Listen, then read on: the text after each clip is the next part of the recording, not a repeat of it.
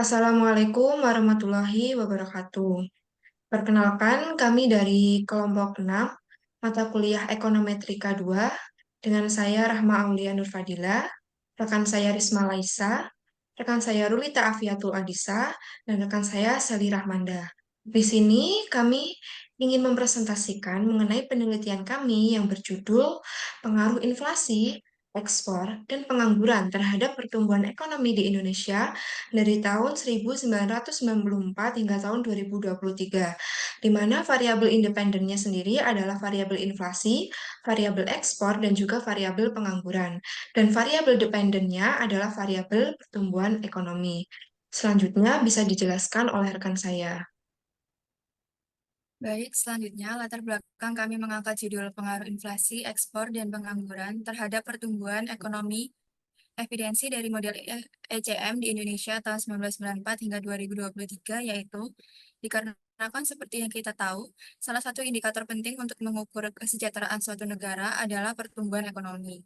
Namun, banyak faktor baik internal maupun eksternal seperti inflasi, ekspor, dan tingkat pengangguran yang sering mempengaruhi pencapaian pertumbuhan ekonomi yang stabil dan berkelanjutan. Perkembangan pada pertumbuhan ekonomi di Indonesia periode tahun 1994 hingga 2023 mengalami fluktuasi yang signifikan, sehingga dampaknya juga mempengaruhi inflasi, ekspor, dan tingkat pengangguran.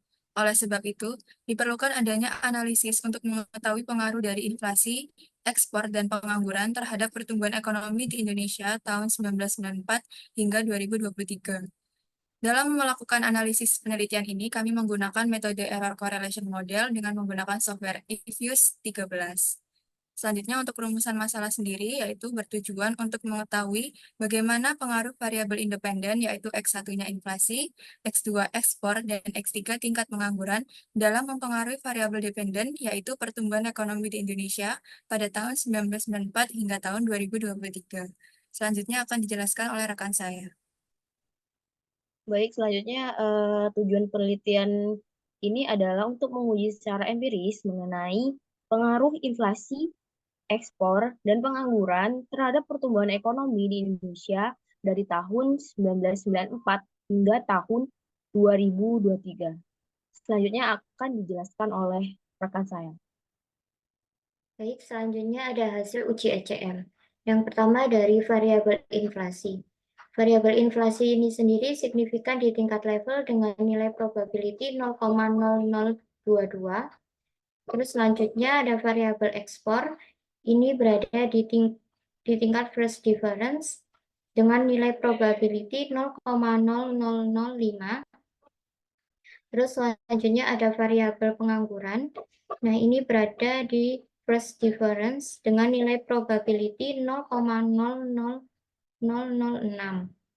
Nah, untuk hasil uji stasioner menggunakan metode ADF, yaitu yang pertama, inflasi secara jangka pendek berpengaruh signifikan terhadap GDP di Indonesia.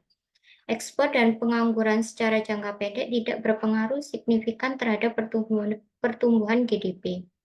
Ekspor dan pengangguran berpengaruh signifikan atau ada kecenderungan terjadi keseimbangan dalam jangka panjang. Selanjutnya akan dijelaskan oleh rekan saya.